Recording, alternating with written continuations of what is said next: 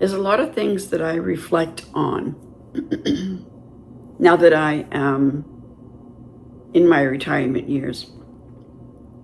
I don't know if maybe your mom is still alive or if she passed when you were a lot younger, but I want to talk to you today about the regrets that I have now that my mom has passed. Hi, I'm Darlene, and this is Darlene's Retired Life. And on this channel, I talk about things in general about retirement and just talk about things in my life, in my retired life. So in thinking about my mom, there are a few things that I really regret. She lived until she was 94 years old. She lived without care. You know, she lived by herself. She was on her own, in her own home. And she did very, very well up until I'd say probably the last 6 months of her life. And then things started to go downhill for, medical reasons that was going on with her circulation in her legs. And I'm gonna see if I can get through this video without getting emotional because it still bothers me. Okay, so the things that I regret the most, I used to call her every day, same time, every day, towards the end. I say towards the end, probably the last couple of years of her life. And I call her every single day, same time at night. And that was something for her to look forward to. My brother did the same thing, same time, every day. And, you think that's enough. You go see them once in a while. I think it was probably once every couple, 3 weeks, I would go and I'd spend a couple of hours with her. I lived about 45 minutes away, and I'd go and I'd spend a couple hours with her, and you think that's enough. When I would call her, she'd say, "Gee, it's been a long time since I've seen you. When can you come visit me?" And I'd say, "Oh, Mom, I'm so busy, but I'm going to try to get there this week." And she'd say, "Okay." Or, I'd call her and she'd say, "Nobody comes to see me anymore." And it's like, well, I just heard that my brother just came to see you, or one of my sisters just came to see you. "Oh yeah, they did, but I don't see you very often." Or I don't see so-and-so very often, one of my other sisters or one of my other brothers. So, there's 5 of us. And it didn't matter that one of us just went and saw her yesterday. She was thinking about all of her children. And we were thinking, well, okay, I went and I saw you a couple weeks ago, and then so-and-so went and saw you last week, and so-and-so went and saw you yesterday, that's good enough. But no, she wants to see all of her children. And I really regret that. I regret that so bad because as I am getting older, I am starting to, and I'm only 65. She was in her 90s. I'm starting to feel like, my kids are so busy that they just don't have the time for me. And I talk to my daughters a couple times a week, but I call them. And if I don't call them, then after a couple weeks go by, my daughters will call me and say, "I haven't heard from you for a while, so I figured you were probably waiting for me to call you instead of you calling me." And generally that was the case. It's like, okay, I'm going to wait and see how long it is before they call me.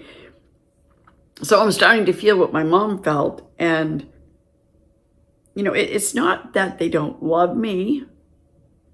It's that they have very busy lives and days fly by. And I remember how that is. I know how that is because days still fly by, especially now that we're older. Days seem to really fly by a lot faster they did than when we were little. So,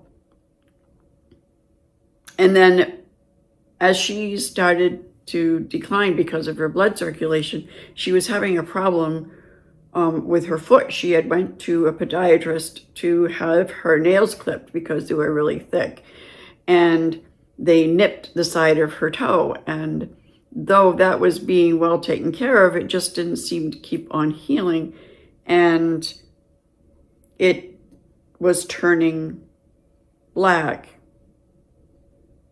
And we didn't think much of it because we was bringing her to the doctor, and the doctor said it was okay and that it was healing. But then she had a hard time to walk, and then she wasn't able to walk to the bathroom, and things just started to happen. So my sister took her to the emergency room, and the circulation in one of her legs was just about 0. I think it was something like 15%. And then it was surgery, and the surgery didn't go well.